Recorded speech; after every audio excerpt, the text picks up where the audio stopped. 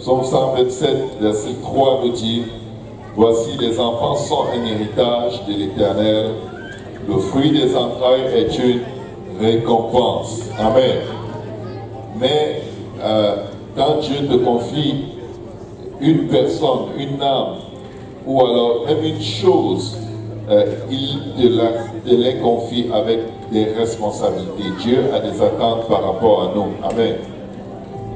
Et le don de Dieu venant avec des responsabilités, nous savons que nous devons un jour rendre compte à Dieu pour les dons qu'il nous a accordés. Amen. La Bible dit dans Deutéronome 6, versets 4 à 9, écoute Israël, l'Éternel notre Dieu est le seul éternel. Tu aimeras l'Éternel ton Dieu de tout ton cœur, de toute ton âme et de toute ta force. Et ces commandements que je te donne aujourd'hui seront dans ton cœur. Que quelqu'un dise dans ton cœur. Tu les inculqueras à tes enfants. Amen. Voici la portion de responsabilité que les parents ont. Tu les inculqueras. Tu inculqueras quoi? Ces commandements que l'Éternel te donne. Amen.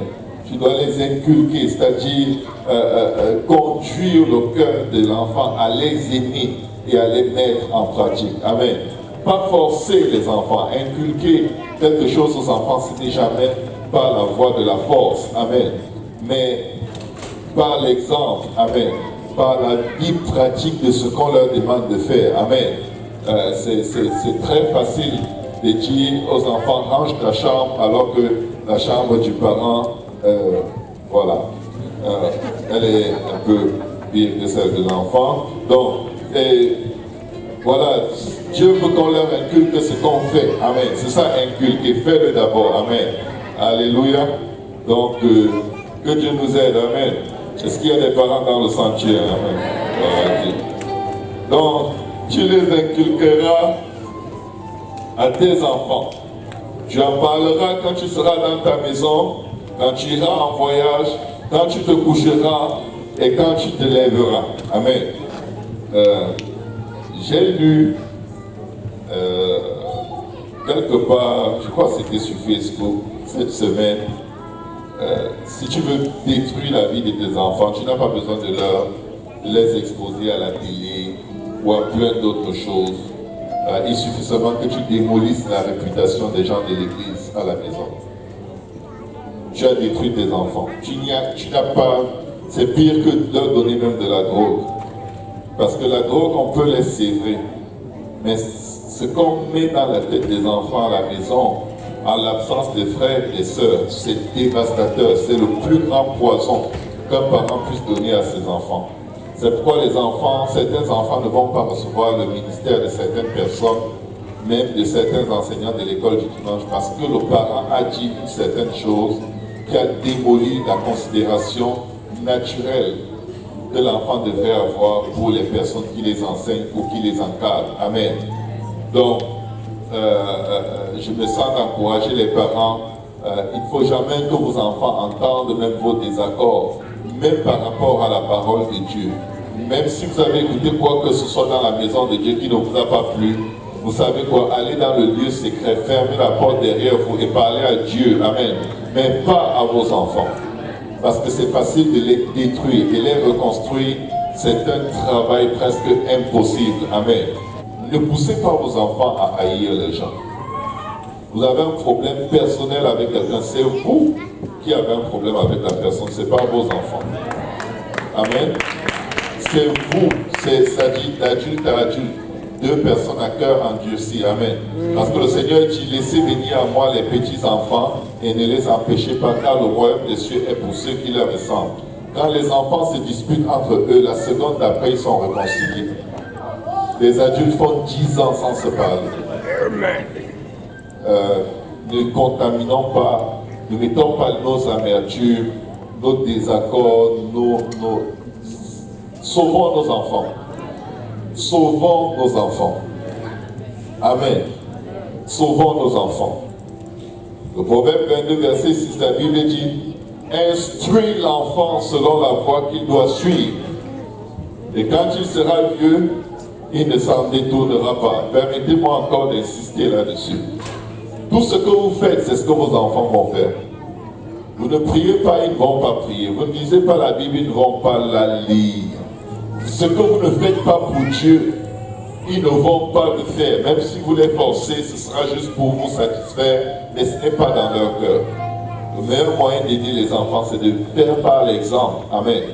Et il y a des enfants qui détestent des gens qui ne leur ont rien fait parce que le parent a eu un moment de froid avec cette personne et a tellement gaspillé la réputation de cette personne. Mais après, le parent se réconcilie avec la personne et l'enfant est comme on fait comment? Tu m'as peut-être dit comment le détester, comment me méfier de lui, mais tu ne me dis plus comment l'aimer. Parce que personne ne rappelle ses enfants après pour lui dire, tu sais, ok, c'était pas grave, je me suis trompé, je n'aurais pas dû dire ça devant toi, tu sais, il faut le respecter. Aucun parent qui parle mal ne fait ça. Et beaucoup de parents auront le sang de leurs enfants sur leurs mains. Peuple de Dieu, nous sommes dans l'histoire la plus sérieuse qui se passe sur la face de la terre. Peut-être ça va vous troubler ce que je viens de dire, mais si j'ai encore une autre occasion, je vais leur dire Amen. Parce que je dois me parler de ces choses. Amen. Afin de me rappeler quand je suis chez moi que mes enfants ne doivent connaître le défaut de personne à l'église. Personne. Amen. Mes enfants ne doivent pas être conscients des défauts, pas venant de moi en tout cas. Si vous faites le théâtre devant eux, ils voient, bon, c'est vous. Mais je ne vais pas les soutenir là-dedans. Amen. Le Seigneur s'intéresse à nos enfants très très sensiblement. Matthieu 19, verset 13 à 14, la Bible dit, alors on lui amena les petits enfants alpins qui leur imposa les mains et pria pour eux. Mais les disciples les repoussèrent. Vous voyez comment les adultes éloignent toujours les enfants de Dieu. Même les 12 étaient comme ça. Donc vous n'êtes pas pire, quoi. C'est humain. Mais on doit juste se repentir, amen, et faire mieux. Et Jésus dit, laissez les petits enfants et ne les empêchez pas de venir à moi. Amen. Car le royaume des cieux est pour ceux qui leur ressemblent. Vous savez, tous les parents veulent la bénédiction de Dieu sur leurs enfants. Si nous sommes en train de faire des dédicaces et si nous en faisons et nous en ferons encore, c'est parce que nous croyons, comme le Seigneur Jésus lui-même a été amené au temple, c'était pour que les bénédictions soient prononcées sur lui, bien qu'il était le Dieu Tout-Puissant manifesté dans la chair. Sa chair avait besoin qu'on décrète et qu'on déclare sur elle les projets que Dieu a formés. Amen. Et nous voulons que ce soit comme ça dans la vie de nos enfants. Parce que, quels que soient les accomplissements de ce monde, les diplômes, les talents, toutes les gloires de ce monde qu'on peut souhaiter voir se manifester dans la vie de nos enfants, ce ne sera rien si ces enfants ne se tournent pas pour servir l'Éternel de tout leur cœur et avoir leur nom écrit dans le livre de vie. Il n'y a aucun accomplissement sur la terre qui soit plus grand qu'être sauvé. Il n'y en a pas.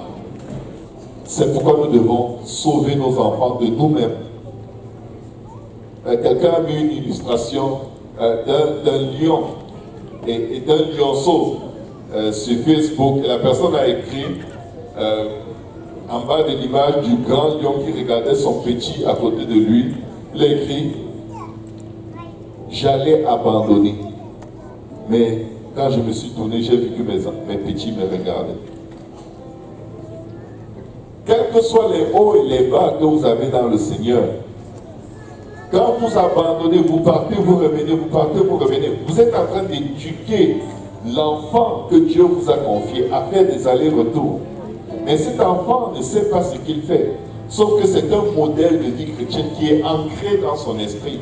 Et malheureusement, même au meilleur de sa marche avec Dieu, il aura tendance à partir et revenir selon ses émotions. C'est très mauvais. Amen. C'est juste mauvais. Nous ne vivons pas pour nous. Nous devons vivre pour nos enfants aussi. Amen. Nous devons nous battre pour nos enfants. Nous devons supporter certaines choses parce que nous pensons à nos enfants. Nous devons être conséquents de l'impact de nos actions, nos décisions, même nos omissions sur la vie de nos enfants. Amen. Et les enfants écoutent aux portes. Amen. Donc ne vous dites pas, j'étais dans la chambre, je ne savais pas qu'ils écoutaient. Ne parlez juste pas des gens.